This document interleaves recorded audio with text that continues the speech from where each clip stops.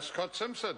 Mr Speaker, it's always interesting following that member Andrew Little, because his new leader has issued the caucus of the Labor Party a challenge, and that is to get on the train. Get on the train, the new leader of the Labor Party says. Get on the train. And what I am surprised to know is, will the train have rosettes and ribbons on it or not? And if so, will that member be on the train? Because we were very unsure about what train he was on, if any, following that speech. Mr Speaker, it's a great pleasure to stand in support of this electoral amendment bill in the name of the Honourable Judith Collins, Minister of Justice.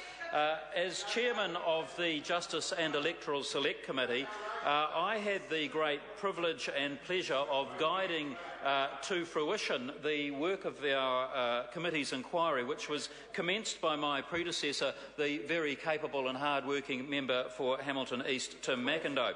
West? Are you West? Are you West or are you East? Well, you're the very good junior whip, and at least we still have you as a junior whip. So there you go.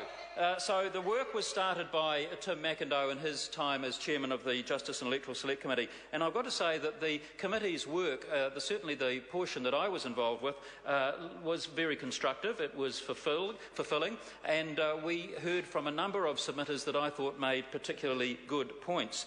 But what was interesting to me, Mr Speaker, is that really, this process of having an inquiry after each general election that is conducted by the Justice and Electoral Select Committee is a good process. It's a process that encourages participation and sound faith in our democratic institutions of our electoral system.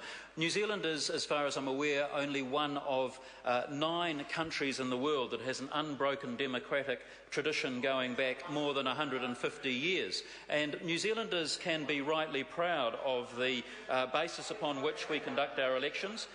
We sometimes fight those elections very passionately, with vigour and with great excitement and with indeed a lot of energy. But as a nation, we are accepting of the outcome.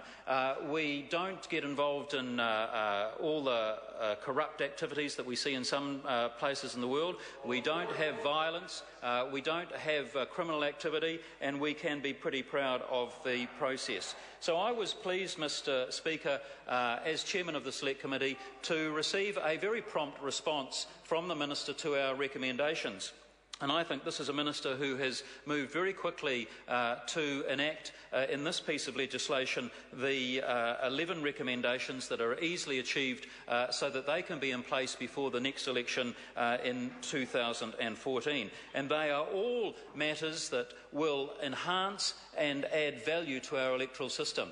And even those matters that the member Andrew Little was so scathing about, which was the to do with ribbons and rosettes and what have you, that have been in places around the country from time to time used in an intimidatory fashion by some political parties, and we'll be able to ensure that the good people of South Auckland are not having busloads of Kentucky Fried Chicken bearing Labor Party supporters wearing ribbons and rosettes descending upon them and escorting them to the election booth.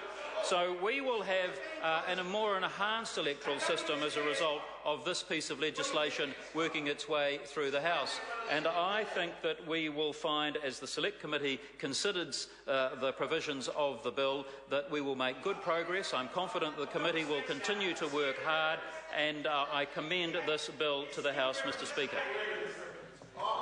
The Honourable Phil Goff. Mr Speaker, well, what a bizarre speech that was from Scott Simpson. The government, the great nanny state National Party, is going to stop somebody having a black and white ribbon or a green ribbon